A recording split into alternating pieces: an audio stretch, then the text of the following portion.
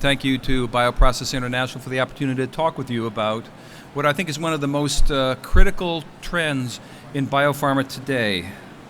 The data I'm about to show come from 102 different authors around the world in a peer-reviewed analysis that we did recently, second edition with the Society for Industrial Microbiology.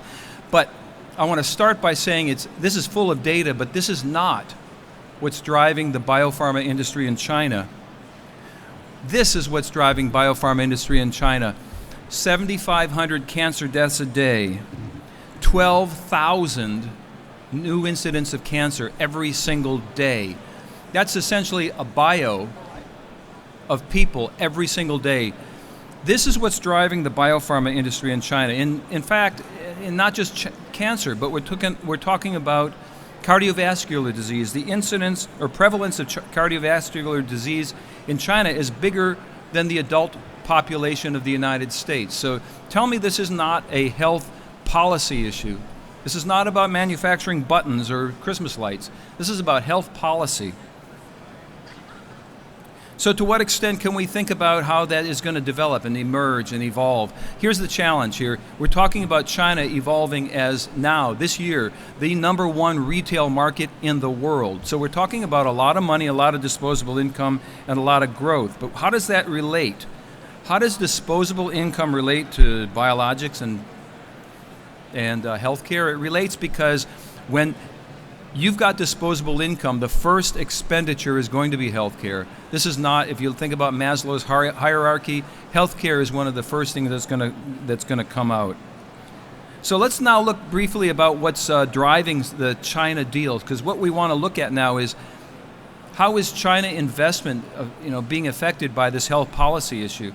First off, we're looking at the U.S. population versus the Chinese population. This is 5x. Versus pharmaceutical sales. And this data come from one of our authors, Dr. Linda Pullen, Pullen Consulting. This is part of the study. Pharmaceutical sales in China are still way smaller. So we're looking at a huge gap between the population and the demand for these biologics and drugs and the current sales. So that's really what's driving a lot of this industry segment. So again, it goes back to this point. The first expenditure to meet that gap is going to be healthcare. So when we look at the number of in-licensing deals, we see that over the last 8-10 years, this has increased dramatically. When you simply look at the graphic here, when you simply look at the data, that trend line is likely to be demonstrating what's going to happen in the future. So as these numbers grow, we're just seeing the beginning initial footprint of what's going to happen in the next 10 years. Out-licensing as well. This is where it's at, though. When we look at out-licensing deals in China increase, innovation in China is what's being pressured right now. There's a lot of pressure to create innovative technology and innovative products, and there's not a lot of that. However, when they do come, we're seeing a lot of opportunity for growth there. The in-licensing deals, as you can see, note this one here. The China-only deals, there are more China-only deals right now than there are North American, and this goes back to the issue that this is a health policy issue, not exclusively a monetary one.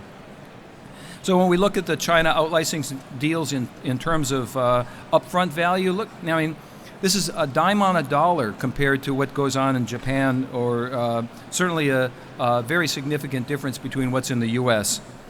When we look at the average deal value, again, we're looking at not magnitudes of order, but we're certainly looking at multiples. The value of these deals in China are significantly lower. Why?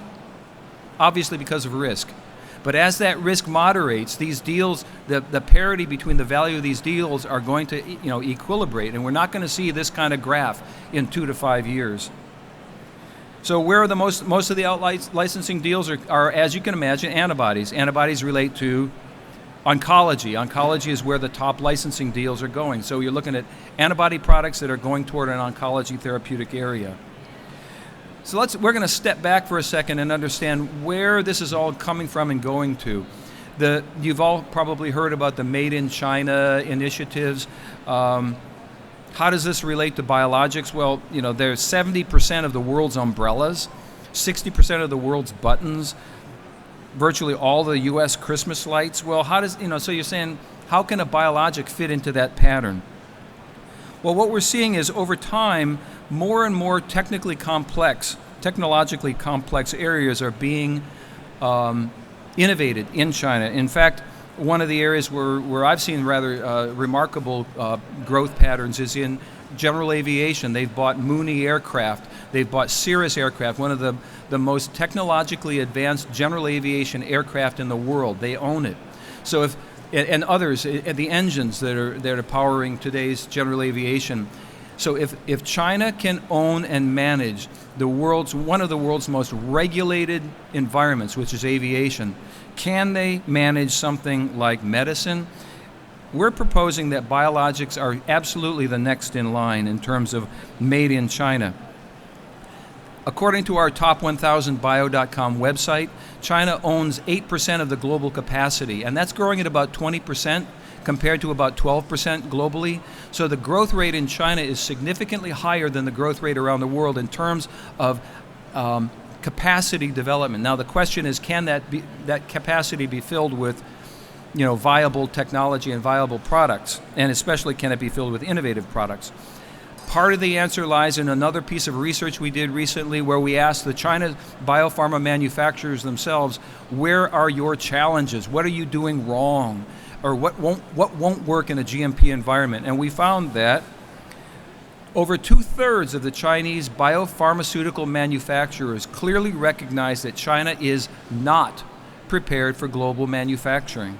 So we're looking at China's domestic strategy as the initial stepping stone. We're looking at China thinking about biosimilars and so forth. 12 years ago when we did our first edition study, biosimilars didn't exist in China. They were biogenerics. And biogenerics might be considered something you wouldn't necessarily want to inject in one of your loved ones. But now we're talking about biologics as being a competitive product that can be competitive on a global stage because they recognize that. When we surveyed them and asked them, where is your future? Today, 70% say it's going to be focused on domestic biologics, compared to less than 1/3 that say we're looking at GMP. But when you look at 2026, which is not that far off, a great majority of China biopharma manufacturers are saying we expect to be producing for export to US and Europe. We expect to be producing export to US and Europe in 6-8 years. What that means is because there are a lot of returnees to China that know clearly what a GMP looks like, this is part of the strategy for the build-out to where they will be in the relatively near future. So really, to summarize what we're talking about, the old question in China, as opposed to as China as an engine to domestic growth, was can China move from a world's factory offering toys, electronics, commodities, to a technologically complex biologics environment? And I've got to say, it may more reasonably be termed, can China be expected not to advance their healthcare requirements? So the new question probably ought to be, how will developed regions, biomanufacturers, suppliers, regulators, and investors, especially investors today, participate in this growth? Because it's not going to slow down. Thanks very much.